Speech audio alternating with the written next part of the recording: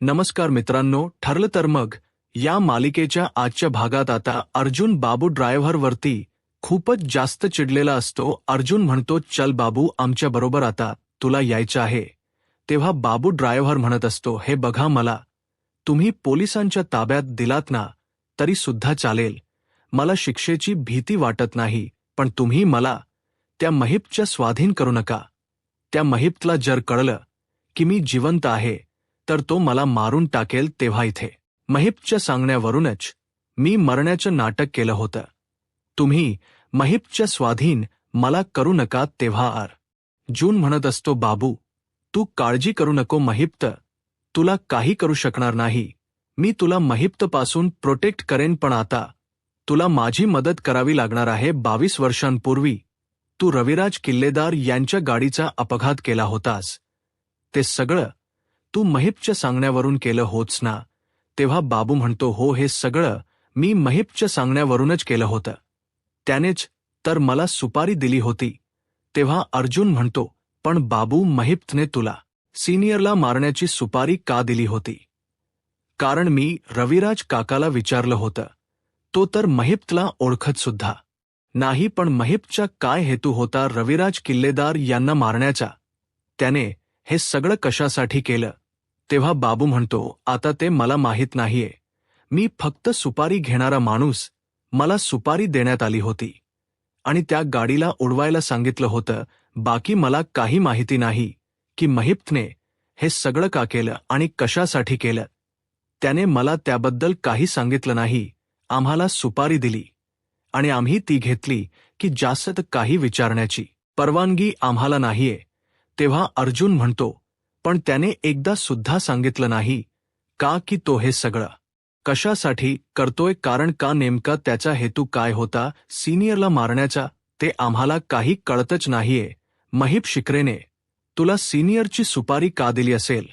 तेव्हा इथे बाबू म्हणत असतो, ते मला सुद्धा माहीत नाही आणि मी विचारलं सुद्धा नाही. जशी मला सुपारी मिळाली तसं मी त्या 2 माणसांचे काम करण्यासाठी तिथून निघालो. तेव्हा अर्जुन म्हणतो, 2 माणसांचं काम म्हणजे अजून महिप्त बरोबर तिथे कोणी सामील होतं का? तेव्हा बाबू ड्रायव्हर म्हणतो, हो, रविराज किल्लेदार यांच्या अपघाताच्या मागे फक्त महिप्त शिखरेचा हात नाहीये, तर अजून एक खूपच जेंटलमन व्यक्ती त्याच्याबरोबर होती. तेव्हा सायली म्हणते, म्हणजे रविराज काकांना मारण्याच्या मागे महिप्त फक्त एकटा नाहीये, त्यांच्याबरोबर अजून कोणीतरी होतं का? तेव्हा बाबू ड्रायव्हर म्हणतो, हो, खरं तर त्याच व्यक्तीने रविराज किल्लेदार यांना मारण्याची सुपारी महिपला दिली होती आणि नंतर महिपने मला, पण मूळ सूत्रधार हा कुणीतरी वेगळाच आहे. तेव्हा इथे सायली म्हणते, मग तो व्यक्ती कोण आहे? तुम्हाला माहिती आहे का त्याचं नाव वगैरे? तुम्हाला माहिती आहे जो रविराज काकांचा खरा दुश्मन आहे? तेव्हा इथे बाबू म्हणतो की नाही, आता खूप वर्ष झाली ना, त्या माणसाचं नाव वगैरे मला माहीत नाही आणि तो मला इथे स्पष्टपणे आठवत सुद्धा नाहीये. तेव्हा अर्जुन म्हणतो की जर त्या माणसाचा फोटो दाखवला किंवा तू त्याला कुठे बघितलंस तर ओळखू शकशील का? तेव्हा बाबू म्हणतो की हो, ओळखण्याचा प्रयत्न मी नक्की करेल, पण आता इतकी वर्ष झालेत, त्याचा चेहरा मला ठळकपणे आठवत नाहीये, असं बाबू ड्रायव्हर म्हणतो. तर इथे सचिन आता जायला निघालेला असतो. तेव्हा साक्षी त्यांनी म्हणते, सचिन, हे काय, आता तू कुठे जायला निघालेस? तेव्हा सचिन म्हणतो, साक्षी, अगं, तुला सांगितलं होतं ना, माझी कॉन्फरन्स मीटिंग आहे, मला आता चेन्नईला जावं लागतंय. तेव्हा इथे साक्षी म्हणते की तुझी सारखी मीटिंगच असते दिल्लीला, चेन्नईला, केरळला, काय तुझं चाललंय तरी काय? तू इथे सुट्ट्यांसाठी आलायस की तुझी काम करायला आलायस?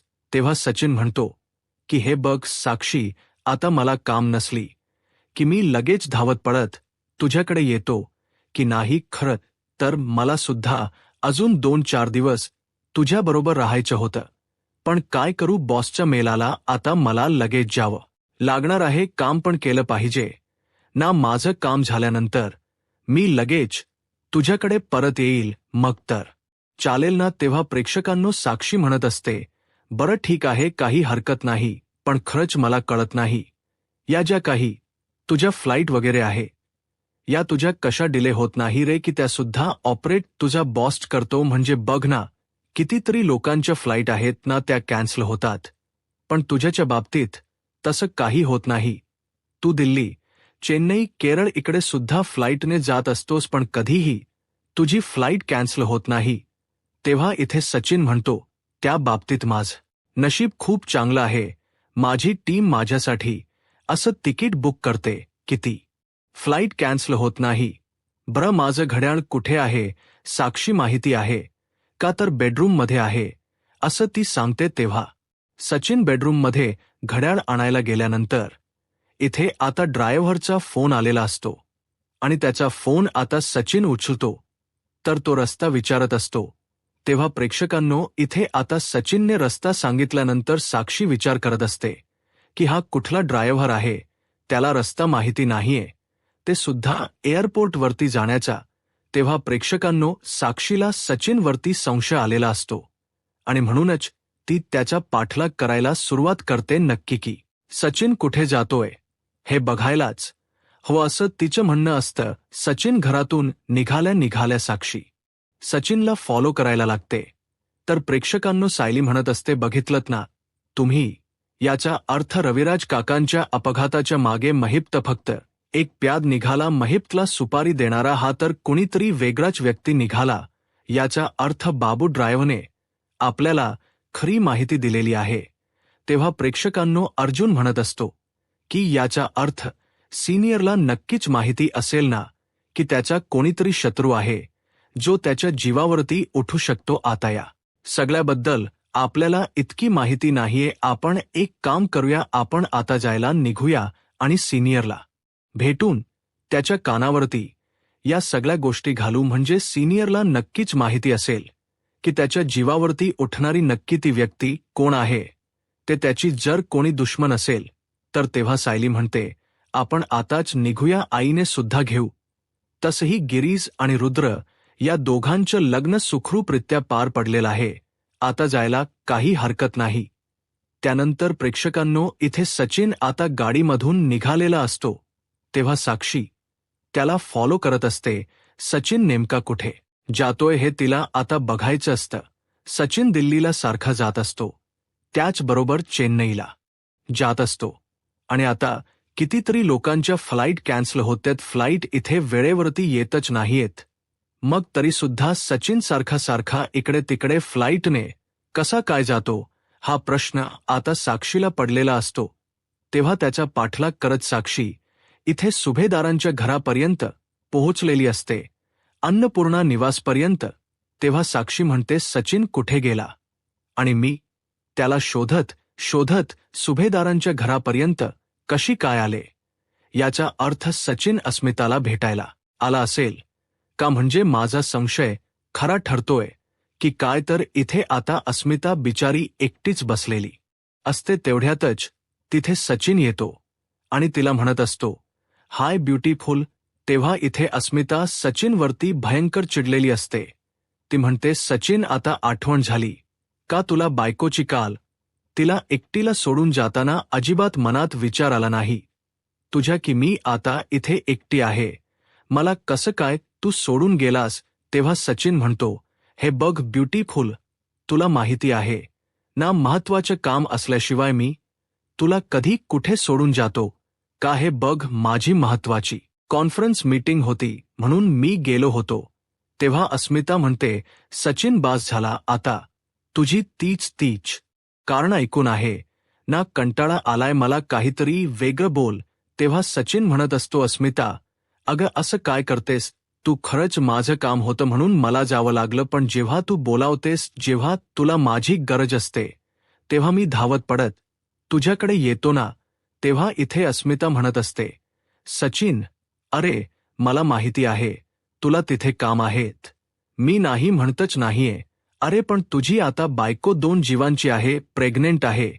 मला सुद्धा कधीतरी वाटतं की माझ्या नव्याने माझ्या जवळ असावं, एक दिवस तरी माझ्याबरोबर घालवावा, पण तू तसं काहीच करत नाही. जेव्हा मी तुला 10 फोन करते तेव्हा त्यातला एक फोन तू उचलत असतोस. तुला माझी अजिबात काळजीच वाटत नाही. का रे, एका बाजूला म्हणतोस की तुला माझी खूप काळजी आहे, पण ती कधीतरी तुझ्या वागण्या बोलण्यातून सुद्धा मला दिसू देत.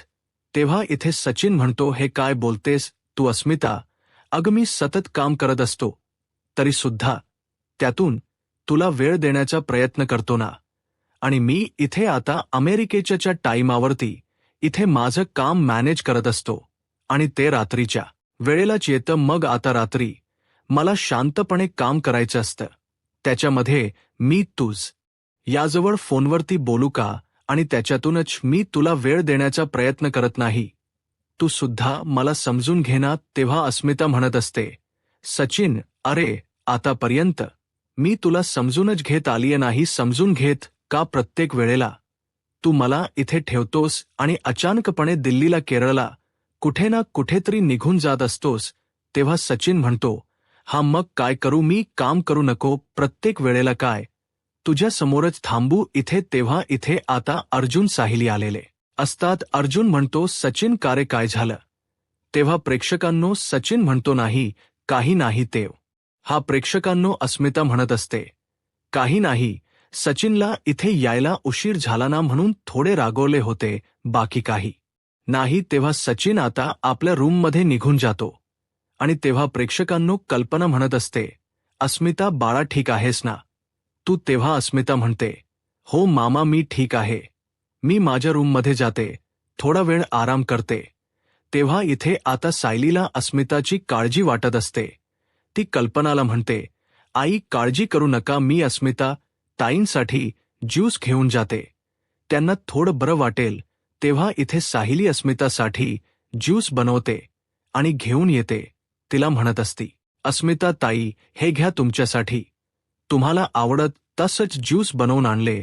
तुमचा चेहरा थोडा थकल्यासारखा वाटला, तुम्ही थोड ज्यूस प्यायलात ना तर तुम्हाला बरं वाटेल. तेव्हा अस्मिता म्हणत असते, बाहेरून आलीस, तू थकली अशील, तू आणि इथे माझ्यासाठी ज्यूस बनवून आणलेस, थक्यू. तेव्हा सायली म्हणत असते, आणि सांगा बरं कशात तुम्ही? तेव्हा अस्मिता म्हणते, मी ठीक आहे.